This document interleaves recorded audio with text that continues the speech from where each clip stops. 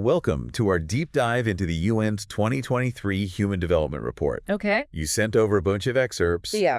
And this report, let me tell you, it's quite a journey. It is. It is. We're going to explore its main ideas. Okay. Especially this mismanaged interdependence thing. Yeah. And how it affects us. Right. Think of us as your trusty guides. Okay. Pointing out the cool facts. Yeah. The unexpected connections. Right. And those aha moments that make this dense report actually interesting. I think it's fascinating how the report acknowledges both the upsides and downsides of interdependence. Right. It doesn't shy away from how globalization has lifted so many out of poverty and connected us in incredible ways. Right. But it also digs into the unexpected problems, reminding us it's not all sunshine and roses. Totally. And they use a really clever example to show this: smartphones. Uh-huh. They break down the whole journey of a smartphone. Yeah. From the materials to the manufacturing, distribution, and the impact it has on our lives. Right. It makes you think, wow, this thing I use every day is a product of a massive global effort. Exactly. It highlights both the amazing cooperation involved and the hidden costs. It's like this tiny device holds a microcosm of globalization's triumphs and challenges. Right. It definitely makes you appreciate your phone. Yeah. And maybe think twice about upgrading so often. For sure. But here's the thing. Yeah. If interdependence has brought so much progress, why are so many people feeling disillusioned with the world right now? That's where mismanaged interdependence comes into play. Okay.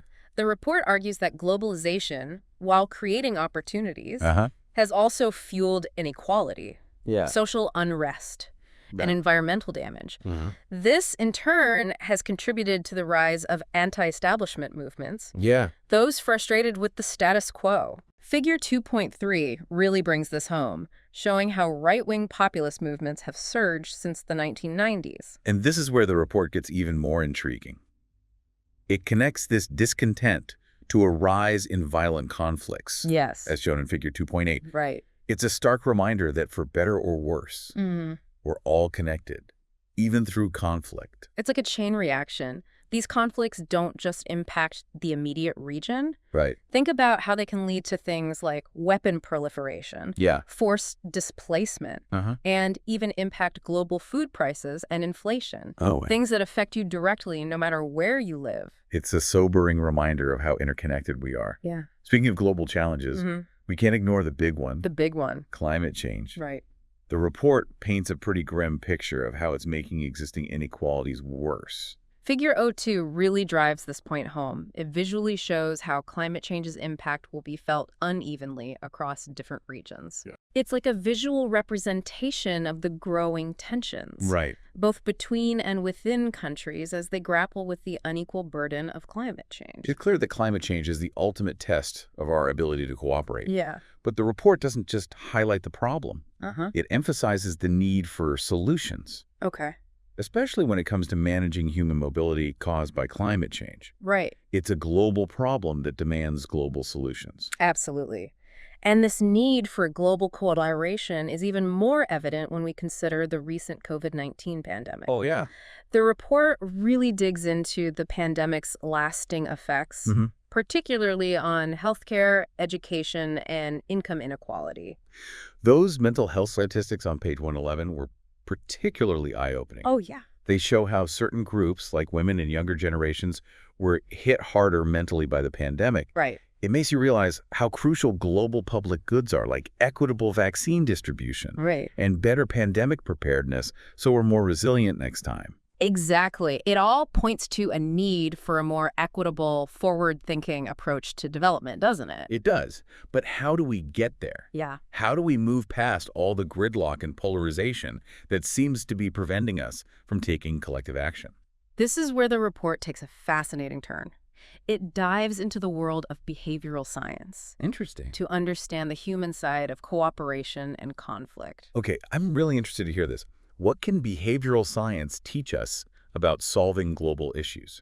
Well, Box 4.2 lays out this really interesting model of decision-making. Okay. It focuses on how our individual preferences, beliefs, Right. and thought processes all intertwine. Okay. Essentially, it helps us understand how our perceptions, which are often shaped by social norms and cultural backgrounds, Right. impact our choices and ultimately our collective actions. So it's not just about facts. It's about how people perceive and interpret those facts. Yeah. Right. It's about understanding the human factor. And this leads us to a really intriguing concept called social tipping. Social tipping. Interesting. Yeah, it's the idea that small changes in individual behavior, Okay. amplified by social networks, can snowball into significant shifts in societal norms. So kind of like how trends go viral. Yeah. One person does something different, then others copy it. And suddenly everyone's doing it. Exactly. But it's not always that simple. Right. Box 4.8 gives a really compelling example of an energy conservation program. Okay. It seemed very successful at first, but when they tried to expand it, the results weren't as impactful. Oh, interesting. It highlights how complex behavior change can be and how there's no one-size-fits-all solution, especially when you're dealing with diverse populations. Yeah, that makes sense. People are complicated. It reminds us that global solutions need to consider the unique perspectives and circumstances of different communities. Absolutely. And this brings us to another key point. The report emphasizes the power of social norms and institutions. Okay. The report dives deep into how these factors influence our behavior, using examples like how close-knit families can impact economic development on page 153. Interesting. And cultural variations and attitudes toward paying taxes on page 159. Interesting. Speaking of taxes, that example is super interesting. It shows how different cultures view fairness differently. Yeah. As illustrated in figure 4.4. Right. It makes you realize that something as seemingly straightforward as international tax reform can become incredibly complex when you consider the varying cultural perspectives on fairness. It's a great example of how cultural differences can complicate global cooperation. But the report doesn't just point out the problem.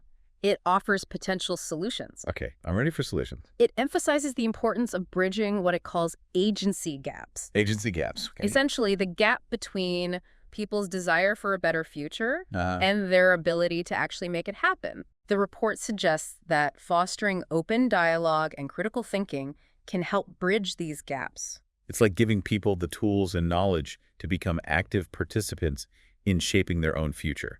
Exactly. Both individually and collectively. The report highlights the importance of education and awareness raising and empowering people to make informed decisions. Yeah. It even uses the example of tax education programs on page 160 to demonstrate how education can help bridge those agency gaps. It's a hopeful reminder that we have the power to influence our interconnected future, even when faced with complex challenges. Absolutely. But we can't ignore the elephant in the room, misperception. Misperceptions, Rick. The report dedicates a whole chapter, chapter 7, to exploring how misperceptions are running rampant and fueling polarization and gridlock. It's like everyone's seeing the world through their own filter, and those filters are becoming increasingly distorted.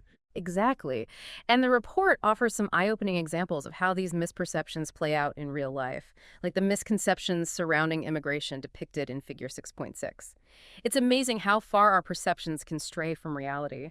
And here's where it gets a bit concerning. These misperceptions can become self-fulfilling prophecies. It's a vicious cycle that leads to distrust in action and ultimately prevents us from working together to address our shared challenges. So what can we do? How do we break free from this cycle of mismanaged interdependence? The report sounds like a pretty intense wake-up call. It is, but it's also a call to action. It's a reminder that we have a choice to continue down this path of division or to reimagine our interconnectedness and build a world that works for everyone. I'm ready to hear about those options for reimagining cooperation. What does the report suggest? The report actually draws some fascinating parallels to history. To illustrate this point, it takes us back to the aftermath of World War I, a time also marked by anxieties about globalization and interdependence just like today. That's a really interesting comparison. What can we learn from that period? Well, the report highlights how the world's response back then was very uncoordinated.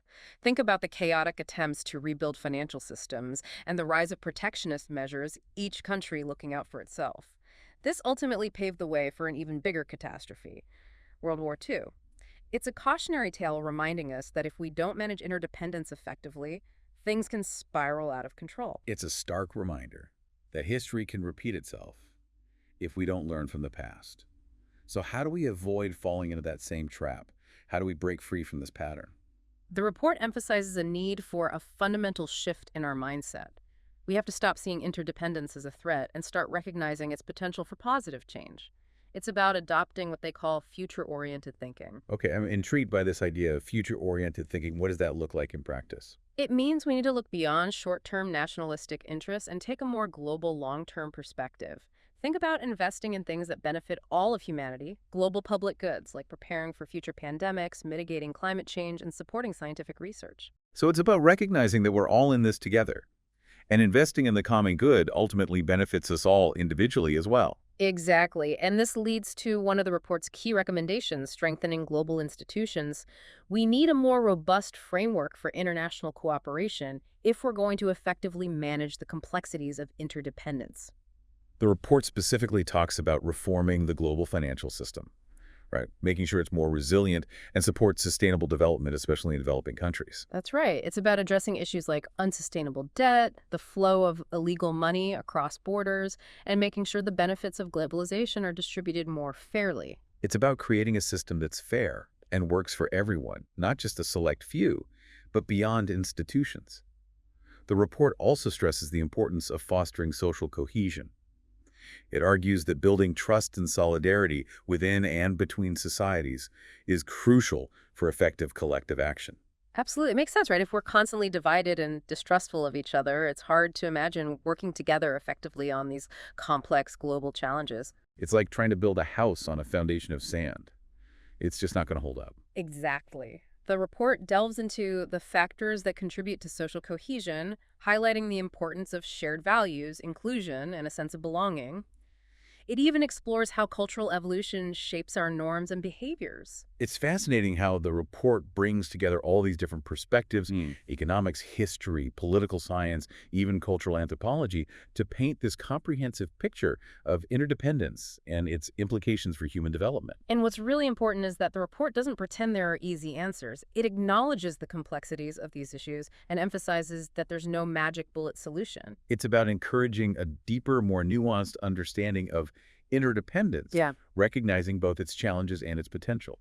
Exactly. The report is an invitation to have a more meaningful conversation about the world. We want to create one where interdependence is managed effectively to create a more just and sustainable future for everyone. It's a powerful message, especially given everything happening in the world right now.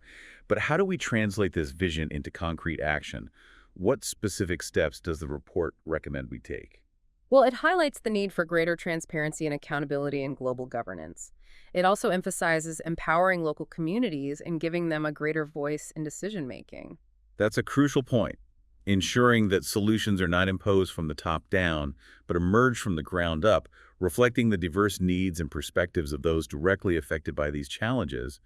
It's about bringing those lived experiences to the table. Precisely. And this brings us to another key recommendation, investing in human capabilities. The report argues that education, healthcare, and social safety nets are essential for building resilience and empowering individuals to navigate the complexities of our rapidly changing world. It's about creating a world where everyone has the opportunity to thrive, regardless of their background or circumstances. Exactly. The report reminds us that human development isn't just about economic growth, but about expanding choices and ensuring everyone can live with dignity and purpose. It's about making sure the benefits of interdependence are shared fairly and that no one is left behind. We touched on agency gaps earlier, but I'd love to explore that a bit more. Can you remind us what that means and why it's such a big obstacle to collective action? Of course, agency gaps refer to the disconnect between what people aspire to and their ability to achieve those aspirations. It's often the result of things like systemic inequalities, social norms, and limited access to information and resources. So it's not just a matter of individual motivation or willpower. There are often these larger forces holding people back. Right. The report gives some really compelling examples of how this plays out. For instance, it highlights how traditional gender roles can limit women's participation in the workforce and public life, creating an agency gap. And it also discusses how poverty can trap people in a cycle of deprivation, limiting their access to education, healthcare, and economic opportunities. Exactly. The report argues that bridging these agency gaps is essential for achieving truly sustainable and inclusive development. It's about creating an environment where everyone has the tools and resources they need to shape their own lives and contribute to the common good. That requires a pretty fundamental shift in how we think about development and the role of global institutions, right? Absolutely. The report challenges us to move beyond traditional approaches to development assistance and embrace a more transformative model that empowers individuals and communities to take ownership of their own development. It's about recognizing that sustainable development can't be imposed from the outside. It has to be driven by the aspirations and agency of those it seeks to benefit. It's a reminder that development is not a one-size-fits-all solution. It needs to be a participatory and inclusive process that recognizes the interconnectedness of global challenges and emphasizes collective action. Exactly. It's about moving beyond the silos that often divide us and embracing a more holistic and integrated vision for a better future. It's a call to remember that we're all part of a shared human family with intertwined destinies. Exactly. It's a powerful message of hope and solidarity, reminding us that even amidst complex challenges, we have the capacity to create a more just and sustainable world for everyone. Speaking of challenges, the report doesn't shy away from acknowledging the dark side of interconnectedness, specifically focusing on political polarization and its impact on our ability to work together. It's a topic that feels particularly relevant today. Wouldn't you say societies seem increasingly divided along political, ideological, and even identity lines? Absolutely. It sometimes feels like we're living in separate realities. The report dives into the factors contributing to this polarization, highlighting the role of social media economic inequalities and the erosion of trust in institutions. The report actually cites some alarming statistics, right? It mentions how political polarization in many countries has reached unprecedented levels, with people viewing those with opposing views not just as wrong, but as actual threats to their way of life. It's true, the report calls this effective polarization. And it's incredibly toxic. It creates an environment where compromise and cooperation become nearly impossible. Oh, wow. This breeds distrust and animosity, making it incredibly difficult to address shared challenges that require us to work together. This is where the report's analysis of misperceptions becomes particularly relevant, right? These misperceptions, often fueled by misinformation and social media echo chambers, seem to be exacerbating polarization and undermining efforts to build consensus. Yeah. It's like everyone's retreating further into their own corners. Exactly. And the report provides some really compelling examples of how this works. For instance, it highlights the widespread misconceptions surrounding immigration. In many countries, people significantly overestimate the number of immigrants and perceive them as a threat to their economic and cultural security. And these misperceptions aren't just abstract ideas. They have real-world consequences. They shape public policy, influence how people vote, and can even lead to discriminatory behaviors and policies. It creates a climate of fear and resentment that makes it incredibly difficult to promote social inclusion and address inequality. You're absolutely right. The report argues that overcoming these misperceptions is crucial for breaking free from this cycle of polarization. It emphasizes the need for promoting media literacy, fact-checking initiatives, and encouraging open dialogue across ideological divides.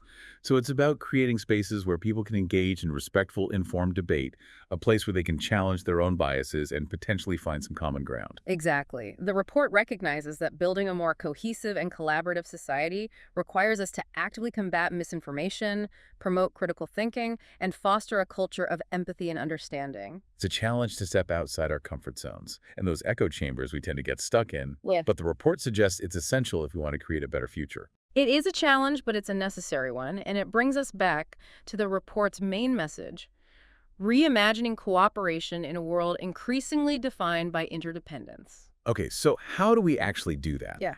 What are some key takeaways from the report that can help us reimagine cooperation? The report lays out 3 powerful ideas to guide us. First, it emphasizes seeking common ground. While respecting differences, we can acknowledge and value our diverse perspectives and priorities while still working together towards shared goals. It's like finding that balance between celebrating our individuality and recognizing our interconnectedness. It's not about erasing differences, but finding ways to bridge them. Exactly. The second idea focuses on security. The report argues that we need to find ways to help people pursue their legitimate need for security without resorting to protectionism in a world facing scarcity and uncertainty. It's natural for people to want to protect their own interests. Right. But that often leads to a me-first mentality that ultimately undermines cooperation and makes everyone less secure in the long run. So it's about creating a more equitable and secure world where everyone feels like they have a stake in the system. That way people are less likely to feel the need to hoard resources or build walls out of fear. Precisely. And finally, the report stresses the importance of adopting a future-oriented vision for development. We need to break free from short-term thinking and invest in solutions that benefit future generations. This connects back to what we discussed about climate change, right? It's about recognizing that the choices we make today have huge implications for the future of our planet and the well-being of those who will inherit it. Absolutely. A future-oriented mindset requires bold investments in sustainable technologies, promoting responsible consumption, and fostering a sense of intergenerational responsibility. We need to ask ourselves, what kind of world are we leaving for our children and grandchildren? The report dives into a really interesting exploration of how cultural differences can impact our understanding of fairness and cooperation, referencing a study that surveyed a whopping 80,000 people across 76 countries. That's quite a sample size. What were the key findings from that study? They discovered significant cultural variations in how people define and prioritize fairness. For example, some cultures place more emphasis on equality of outcomes, where everyone gets an equal share regardless of their contribution. Others might emphasize procedural fairness, making sure the rules are applied consistently and impartially. Still others focus on proportionality, where people's rewards are directly linked to their effort or contribution. That makes a lot of sense. What seems fair in one culture might not translate to another. So how does this impact global cooperation? Well, these differing views on fairness can create friction when countries try to negotiate agreements that require a shared understanding of what constitutes a fair distribution of benefits and burdens. It's like trying to solve a math problem using different formulas. Yeah. You might get different answers, even if you're working with the same numbers. It makes you realize that what we often take for granted as fair might not be a universal concept. You're exactly right. The report emphasizes that recognizing and navigating these cultural differences is crucial for building trust and making international cooperation work. It calls for a more nuanced approach to global governance, one that's sensitive to the diverse values and perspectives of different cultures. So it's about moving away from a one-size-fits-all approach and acknowledging that solutions to global challenges need to be tailored to the specific context and cultural norms of the communities they're meant to serve. Precisely, the report encourages us to approach cross-cultural interactions with humility, curiosity, and a willingness to learn from each other. It's about embracing the richness and complexity of human diversity, recognizing that our differences can actually be a source of strength and innovation if we approach them with an open mind. I completely agree. The report highlights the importance of fostering intercultural dialogue, promoting cultural exchange programs, and creating spaces for shared learning and understanding. It's about building bridges across cultures, fostering empathy, and recognizing our shared humanity even amidst our differences. Now, the report also dives into the fascinating realm of social norms and their powerful influence on behavior. I'm curious to hear about this. What kind of examples does the report give? One really fascinating example focuses on the concept of kinship intensity and its impact on economic development. Kinship intensity, can you explain what that means? Of course, it refers to the strength of family ties within a society. Societies with high kinship intensity often have extended family structures and place a strong emphasis on loyalty and obligations to one's kin. So basically how close-knit families are and how much they prioritize those relationships. All right, I'm following. What's the connection between kinship intensity and economic development? The report cites research showing that societies with strong kinship ties tend to have lower levels of economic prosperity. That's counterintuitive. Why would strong family ties hinder economic growth? Wouldn't those close relationships actually be a source of support and stability? That's a great question. It highlights how complex these issues are, while strong families can be a source of support. The report suggests that in societies with high kinship intensity, individuals might prioritize obligations to their family over pursuing personal advancement or innovation. So it's like putting the needs of the family unit above individual ambition or taking risks. Exactly. It can create a system where resources are concentrated within kinship networks, limiting social mobility and stifling broader economic growth. It's not that strong families are inherently bad for development. It's about recognizing the potential trade-offs and finding ways to balance those family ties with opportunities for individual advancement and societal progress. It makes you realize how deeply embedded social norms are in shaping economic outcomes. It's not just about having the right policies or economic structures in place. It's about understanding the underlying social and cultural dynamics at play. Precisely, the report emphasizes that understanding these nuances is crucial for designing effective development policies. It suggests that interventions need to take into account the cultural context and address the underlying social norms that might be hindering economic progress. So it's about working with rather than against existing social structures to promote sustainable and inclusive development. Exactly. And the report also highlights the potential for leveraging social norms to actually promote positive change. It cites examples of interventions that appeal to people's sense of fairness or community identity, which can be more effective than traditional economic incentives. It's about understanding the power of social influence and using it strategically to drive progress. Absolutely. The report encourages policymakers to move beyond a narrow focus on economic indicators and consider the broader social and cultural factors that shape human behavior and well-being. It's a reminder that development is not just about increasing GDP, but about creating a society where individuals can flourish and reach their full potential within a supportive and equitable social environment. You've got it. The report emphasizes investing in social capital, promoting civic engagement, and fostering a sense of shared purpose and belonging. It argues that these factors are essential for building a resilient and cohesive society that can effectively navigate the complexities of interdependence. It's a reminder that our interconnectedness isn't just about economic or political ties.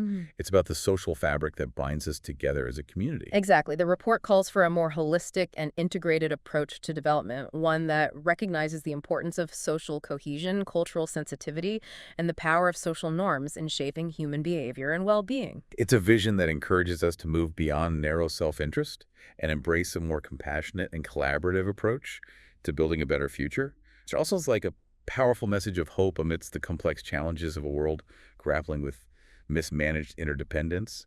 It feels like we're caught in this web of misperceptions and is preventing us from tackling these big problems together.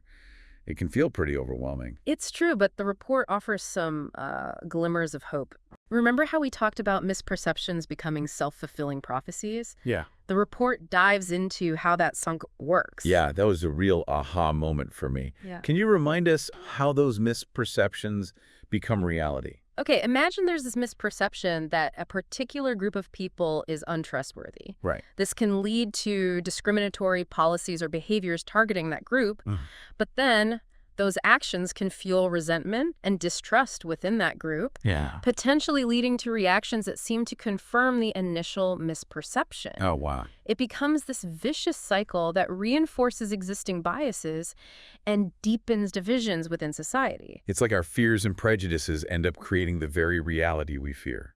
It's a scary thought. It is. The report stresses that breaking free from these cycles of mistrust and misperception is crucial. Right. It highlights the importance of accurate information, challenging stereotypes, and creating opportunities for positive interactions between groups. So it's about fostering empathy and understanding, recognizing that we often fear what we don't know or understand. Absolutely. The report argues that building a more cohesive and collaborative society requires us to confront our own biases, seek out diverse perspectives, and engage in honest and open dialogue with those who might be different from us. It's a challenge to step outside our comfort zones and those echo chambers we tend to get stuck in. It is. But the report suggests it's essential if we want to create a better future. It is a challenge, but it's a necessary one. And it brings us back to the report's main message: reimagining cooperation in a world increasingly defined by interdependence. Okay, so how do we actually do that? Yeah. What are some key takeaways from the report that can help us reimagine cooperation? The report lays out 3 powerful ideas to guide us. Okay. First, it emphasizes seeking common ground while respecting differences. Okay. We can acknowledge and value our diverse perspectives and priorities while still working together towards shared goals. It's like finding that balance between celebrating our individuality and recognizing our interconnectedness. It's not about erasing differences, but finding ways to bridge them. Exactly. The second idea focuses on security. Okay. The report argues that we need to find ways to help people pursue their legitimate need for security without resorting to protectionism in a world facing scarcity and uncertainty. Yeah. It's natural for people to want to protect their own interests. Right. But that often leads to a me-first mentality that ultimately undermines cooperation and makes everyone less secure in the long run. So it's about creating a more equitable and secure world where everyone feels like they have a stake in the system. That way, people are less likely to feel the need to hoard resources or build walls out of fear. Precisely. And finally, the report stresses the importance of adopting a future-oriented vision for development. Okay. We need to break free from short-term thinking and invest in solutions that benefit future generations. This connects back to what we discussed about climate change, right? It's about recognizing that the choices we make today have huge implications for the future of our planet and the well-being of those who will inherit it. Absolutely. A future-oriented mindset requires bold investments in sustainable technologies, promoting responsible consumption, and fostering a sense of intergenerational responsibility. We need to ask ourselves, what kind of world are we leaving for our children and grandchildren? Wow, we covered a lot of ground in this deep dive, from the hidden costs of globalization to the power of social norms and the challenge of climate change. This report really highlights how interconnected we are, even when it doesn't always feel that way. Right. I think what resonated most with me is the emphasis on agency, that we're not just passive bystanders. We have the power to shape our interconnected future. I agree. And what's so compelling about this report is that it doesn't just lay out the problems. It offers potential pathways for change. Whether it's through fostering dialogue, challenging misperceptions, or strengthening institutions, it reminds us that we have the power to choose a different path. One that leads to greater cooperation, equity, and well-being for all. It's a powerful message of hope and possibility. So to our listener, we leave you with this question. Okay. What stood out to you as the most crucial aspect of mismanaged interdependence that needs to be addressed? Is it climate change? Inequality? Something else entirely? This report offers a lot to think about, and we encourage you to explore it further on your own, armed with the insights and perspectives we've shared today. Thanks for joining us on this deep dive.